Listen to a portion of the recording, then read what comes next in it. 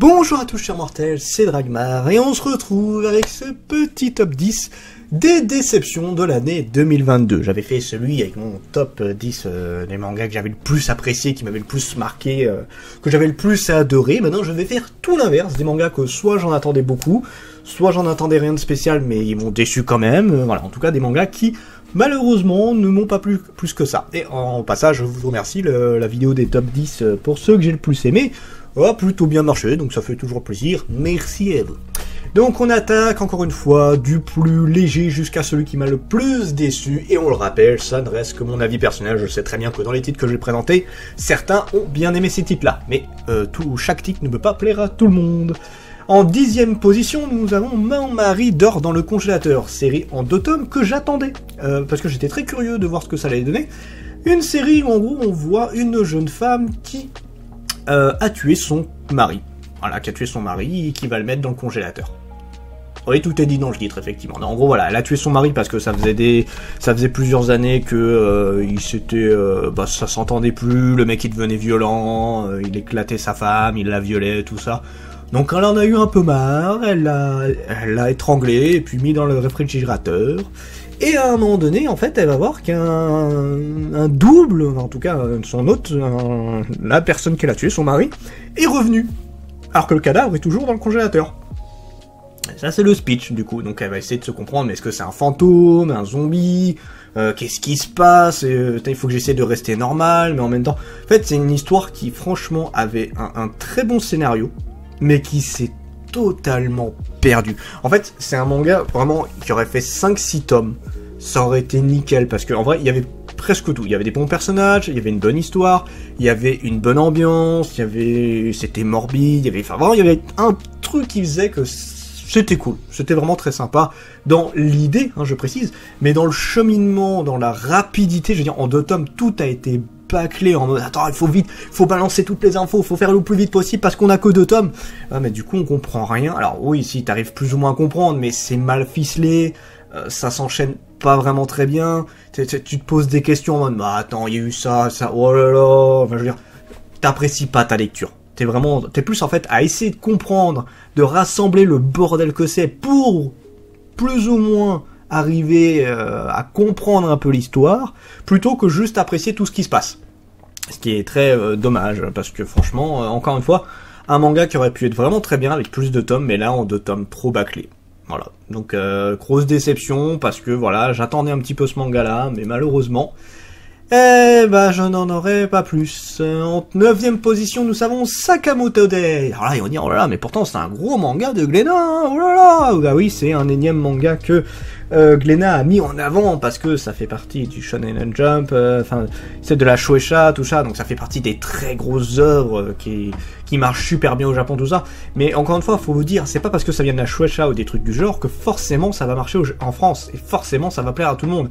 Et moi, en fait, le problème, c'est que déjà, quand un manga est survendu en mode ah, regardez, c'est exceptionnel, c'est exceptionnel. On avait quoi? On avait Shangri-La Frontière qui était pareil. Shangri-La Frontière est un manga que j'aime bien, mais qui mérite clairement pas toute la pub qu'a fait Glénat. Ça mérite, je veux dire, il y a d'autres titres qui mériteraient bien plus de pub que ça, alors que Shangri-La Frontière, c'est bien, c'est un manga qui est sympa, il y a rien à redire, mais je le mets pas dans le top des trucs de fou que Glénat nous a sortis. Et Sakamoto Days, c'est un peu pareil, il n'y a pas eu autant de pubs, mais c'est quand même un manga qu'ils ont mis vachement en avant, et je sais pas si ça marche. Moi perso, j'ai pas l'impression que ça s'est plus vendu que ça. Là en fait les premiers tomes se sont un peu vendus, mais là maintenant j'ai l'impression que plus personne n'en parle. Ça bide, clairement ça bide, je trouve. On pourrait demander à des libraires tout ça, mais j'ai pas l'impression que ça marche énormément. Donc voilà, Sakamoto Days, on suit l'histoire d'un ancien assassin légendaire qui est extrêmement connu, extrêmement puissant, qui s'est rangé et qui maintenant fait sa petite vie de famille dans une supérette avec sa petite femme, sa petite fille, tout ça, qui vit pépère, voilà, qui a bien grossi, qui est devenu... que l'amour a fait bien engraisser, si on peut dire ça comme ça. Et il va rencontrer de nouvelles générations d'assassins qui vont le retrouver en mode « Oh bah dis donc, il a vachement changé, mais ça n'empêche pas qu'il reste toujours aussi fort, même s'il a promis de ne plus tuer personne à sa femme. » Donc voilà, et il fait vraiment son petit bonhomme de chemin, sauf que du coup, son passé d'assassin va revenir sur les devants de la scène et il va devoir se battre à nouveau tout en respectant les règles de sa famille. L'idée est pas mal. c'est rigolo, mais en fait, je trouve l'humour un peu lourd. J'ai l'impression que c'est dans le vieil humour Jap. Et cet humour-là, soit ça passe pas. Je reprendrai, genre, aller à Akira Toriyama, histoire courte, et trucs du genre. Moi, c'est un humour qui me plaît toujours autant. Mais là, pour le coup, je sais pas, Sakamoto Day, les personnages sont pas mal, j'ai rien à... Enfin, ça dépend qui, genre, le Sakamoto, ouais, lui, ça va, enfin, son histoire est sympa, en tant que tel, maintenant, là, comment il est, bon, sans plus. Le mec, il a son nouvel apprenti, ouais, après, les autres personnages qu'on a vus, je les trouve un peu bof, à la limite, il y a sa femme et sa fille qui sont marrantes. Mais voilà, en fait, c'est plus le côté, voilà, un ancien assassin qui fait sa petite vie pépère qui est assez drôle. Mais en fait, plus je lisais, le premier tome ça allait, mais deuxième, troisième tome, je m'emmerdais. Clairement, je m'emmerdais parce que bah c'est du vu et du revu, du déjà vu à ne plus en finir, que t'en dégueules à force tellement t'as vu ce genre de truc là. Et du coup, j'avais aucun fun à continuer la série. Moi je la continuerai pas, hein, clairement. Je m'ennuie. Franchement, je m'ennuie dans Sakamoto Day. J'arrive pas à me dire, ouais, c'est exceptionnel, c'est super cool. Non, franchement, c'est pas mauvais, encore une fois. C'est pas mauvais du tout. Mais c'est pas un manga qui m'accroche. C'est un manga qui se répète pas mal, qui a le même type d'humour. Donc au bout d'un moment, c'est un peu chiant. Alors oui, il y a des scènes d'action qui sont pas mal, mais en vrai, je sais pas, je vous dis, c'est un truc que j'ai déjà vu 50 fois, et au bout d'un moment, bah... Et il y en a qui arrivent à se renouveler dans ce domaine-là, genre, comment ça s'appelle, Ant-Man ou un truc du genre, non, j'ai perdu le nom, mais il y en a un autre où c'est un peu pareil, c'est un gosse qui vit en mode racaille, mais qui va hériter d'une énorme fortune, et qui va se battre contre les autres gens de sa famille. C'est un peu la GTO, j'ai plus le nom du tout de la série, mais ça, à la limite, m'avait beaucoup plus plu, alors que c'est quasiment dans le même délire, tu vois. Enfin bon. En 8ème position, nous avons Love Me For Who I Am. Série que j'ai pas encore présentée. En fait, c'est comparé parce qu'en fait, j'en attendais beaucoup. Parce que c'est pas souvent, ça existe, mais c'est pas souvent qu'on voit un manga qui parle un petit peu de comment on voit son genre. Vous savez, ceux qui se disent genre, tu es un homme, mais pour eux, ils se sentent plus femmes, ou inversement, une femme qui se sent plus homme. D'autres qui ne savent pas vraiment quel genre de sexe ils se sentent. On a un peu de tout, en fait, dans ce truc-là. Alors, je suis très mal placé pour parler de ça, parce que je m'y connais absolument pas. Mais justement, ça m'intéressait de me dire, bah, c'est sympa de voir un petit peu. Et là, on a un peu de tout. L'héroïne... Alors, je sais plus si c'est un garçon, pour vous dire, hein, je me rappelle plus. Je crois que c'est un garçon qui se catégorise femme, mais en même temps qui se considère aussi comme une fille. Et elle va, du coup, rencontrer d'autres personnes dans un sorte de maître café, où, genre, la patronne, c'est un homme qui est déguisée en femme. Il y en a une autre, elle est lesbienne. Voilà, on a un petit peu tout un regroupement. Et on a aussi un mec qui se déguise en femme, mais lui qui est vraiment à fond dedans, etc. On a un peu de tout. L'idée est vraiment très sympa, mais là c'est plus un problème de personnage pour moi. C'est pas le thème. Le thème est très très intéressant. Vraiment, je trouve que très très intéressant le thème. Mais les personnages, je les trouve super chiants. Notamment, notre héros là qu'on voyait sur la couverture. J'ai l'impression de voir Calimero en fait. J'ai l'impression de voir Calimero. Je sais que c'est pas des situations faciles, ce genre de truc là, que en plus c'est une phase où tu te cherches. Donc oui, c'est pas évident. Tu veux pas que les gens ils te catégorisent de telle manière. Toi, tu cherches aussi à savoir comment tu veux te catégoriser, tout ça. Donc oui, je sais que c'est pas facile. Mais en fait, je trouve le héros tellement chiant que j'arrive pas à m'y attacher. Par exemple, les autres personnages qu'on voit dans le maître café, tous ne sont pas encore sûrs de ce qu'ils veulent, de ce qu'ils sont, etc. Il y en a qui le sont, notamment le patron qui lui se déguise en femme, mais qui eux justement ont plus d'assurance, qui ont plus de... Ça match plus avec eux, toi, t'arrives plus à te dire, ah oui, eux, effectivement, c'est plus recherché, je trouve, à ces personnages-là, alors que là, c'est vraiment Calimero qui sait pas ce qu'il veut, tout ça. Et encore une fois, je peux le comprendre, mais c'est chiant. Moi, ça m'emmerde. Franchement, ça m'a emmerdé. Et je le redis, c'est triste parce que c'est vraiment un thème qui me plaisait énormément et que j'avais vraiment envie de voir plus que ça. Je vais quand même essayer de voir. Mais pareil, aussi, un truc qui fait que c'est un peu chiant, c'est qu'on en a pas qu'un. On en a plein. On en a au moins 6 ou 7 qui ont ce genre de trucs-là à se chercher, à avoir des trucs différents et tout. Donc, c'est pas mauvais, mais du coup, ça fout un énorme bordel. Tu dis, ah, attends, toi, lui, c'est ça, lui, c'est comme ça, lui, il faut pas dire ça, c'est... Ouh, ça fait beaucoup d'un coup. En fait, en un tome, t'en as plein, et du coup, t'es perdu. T'es complètement perdu. Donc, Love Me For Who I Am, c'est un manga qui a une super bonne idée, mais je trouve que c'est pas super bien travaillé. Après, il faudra que j'essaye de voir un peu la suite, pour voir ce que ça donne. Mais très déçu du personnage en tant que tel, qui n'arrive pas à me faire accrocher à la série. Tout, c'est un peu spécial, parce que là, en plus, je crois que c'est un... Alors, la série des Tout, c'est très particulier de base, mais là, le problème, si je peux dire ça comme ça, de cette série-là, c'est que je connais vaguement, disons que c'est très vieux Tout, il y avait les jeux, il y avait quelques animés, des trucs du genre, et les mangas, on n'en a pas eu tant que ça en France, je crois que c'est quasiment que très récemment qu'on les a eu. Alors, si tu connais pas l'univers de Tout, ce qui est pas du tout mon cas, c'est compliqué de se faire une idée vraiment de si t'aimes et pas, et là du coup comme ça ne fait pas depuis le début, ça fait par rapport à un certain point de l'histoire et tout, bah disons que je ne comprends pas tout ce qui se passe, je ne comprends pas tout ce qu'il raconte, et du coup j'étais perdu, j'étais en mode ouais mais toi je te connais pas, ce truc là que vous parlez je le connais pas, etc. Et comme c'est un peu expliqué mais pas plus que ça, c'est vraiment plus un manga qui est fait pour les fans de Tout et qui connaissent bien l'univers, et donc là j'étais un peu en mode déception du genre, bah, j'aurais bien voulu découvrir, mais du coup, c'est pas adapté à quelqu'un qui connaît pas l'univers. J'ai lu les 2 premiers tomes, et ça a été long, ça a été très long à lire, et je me faisais plus chier qu'autre chose. Donc, ouais, non, malheureusement, ce n'est pas pour moi. Donc là, c'est plus une question que ce n'est pas pour moi, et je suis un peu triste de ne pas pouvoir rentrer dans cet univers avec ce manga-là. Si vous avez des conseils pour d'autres mangas ou choses qui me permettraient de rentrer dans l'univers sans m'y perdre, bah allez-y, je suis preneur. Nous avons Zombie from No Home. Alors lui par contre j'en attendais beaucoup.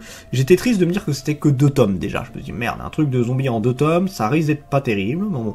C'est Château. Alors en plus Château c'est pas la maison d'édition que je préfère, parce que c'est souvent un gros bordel chez eux. Les tomes tu les attends pendant des plombes, c'est toujours compliqué de les avoir, ils ont pas grand chose dans leur catalogue.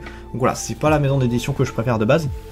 Mais alors là, Zombie from No One, l'idée est pas trop mal, mais encore une fois, il y a rien quoi. En gros, c'est une jeune fille qui est mannequin, qui va dans un village pour faire une séance photo. Non, je crois qu'elle va quelque part pour faire une séance photo, et elle va se perdre dans la forêt, son manager va se faire bouffer, et elle va également se faire mordre, et elle va devenir un zombie. Mais un zombie qui est plus ou moins encore en bon état, qui a encore toute sa tête, tout ça. Dans le village, en fait, on a plusieurs zombies. Des zombies qui sont encore relativement en bon état, d'autres qui sont quand même soit un peu en décomposition, ou qui ont perdu des membres, et ils ont chacun leur manière d'être, ils ont des sortes de potions, de breuvages pour essayer de ralentir leur décomposition. Ils peuvent se rattacher les membres, des trucs du genre. Bref, c'est un village de zombies qui essayent de rester dans leur coin et qui attaquent en gros les gens qui sont pas loin. L'idée est sympa, il y a des trucs rigolos, mais en 2 tomes t'as pas le temps de vraiment profiter, et du coup c'est un peu le même problème que mon mari dans le congélateur, c'est que du coup c'est un vrai foutoir. Tu peux pas apprécier tous les personnages, tu peux pas apprécier tout ce qui se passe, parce que le manga il t'envoie plein de choses, il t'envoie plein de choses, et du coup bah c'est le bordel. C'est un gros bordel, et en 2 tomes, bah je trouve ça bâclé. C'est dommage, hein, parce que je le redis, j'adore le zombie en tant que tel. Donc là, un manga de zombie, j'étais en mode trop bien. Et finalement, c'est extrêmement bof. Lisez Bucket List sans Bucket List of the Dead, c'est beaucoup plus sympa. Et il y en a d'autres, hein, de toute façon, qui sont très cool dans le domaine. Isekai Gourmet Magical Table Close. Alors c'est un manga en plus que j'attendais un peu. J'adore le Isekai, je pense que vous l'avez compris, je suis extrêmement fan du Isekai. Sauf que là, il n'y a rien. Alors c'est un Isekai dans un grande parenthèse, parce qu'en gros les personnages ne sont pas des gens qui viennent d'un autre monde, ils vont tomber sur un trésor qui est une sorte de serviette qui en gros peut invoquer des trucs d'un autre monde, notamment de la nourriture. Et donc on a des glaces, des boîtes de conserve, des trucs du genre, donc des choses qui n'existent pas chez eux et qui sont 1000 fois plus meilleures que ce qu'ils ont l'habitude de manger, ça c'est toujours la même chose. Mais du coup en fait le gros problème c'est pas le principe, c'est assez rigolo, mais encore une fois c'est un problème de personnages. Les personnages je les trouve pas du tout charismatique, pas du tout intéressant, c'est un gros cliché de ce qu'on peut trouver dans le Isekai, sauf qu'en général, dans ces clichés-là, on arrive à te les faire intéressants, et là c'est pas du tout le cas, et du coup, Isekai Gourmet Magical Table Close, je me suis fait chier, mais clairement, je me suis grave emmerdé en le lisant, donc j'ai lu le premier tome, mais avec souffrance, on va dire ça comme ça. Et ouais, j'en avais marre de lire cette série-là, et j'ai clairement pas envie de lire la suite, parce que je me faisais chier. C'est basé sur la bouffe. Alors, il y a des mangas de bouffe qui s'en sortent très bien, c'est pas le manga que je préfère quand ça parle de bouffe. Bon, il y a Toriko que je suis extrêmement fan, mais j'en ai vu 2-3 autres où la bouffe s'en sortait bien. J'ai pas encore vu Food Wars, mais je le lirai, ça m'intéresse. Mais là, Isekai Gourmet, franchement, ça me passe au-dessus de la tête, hein. Vraiment, ça ne m'intéresse pas du tout. Vraiment pas. Donc voilà, rien d'autre à dire dessus, c'est juste que là, les personnages sont extrêmement chiants.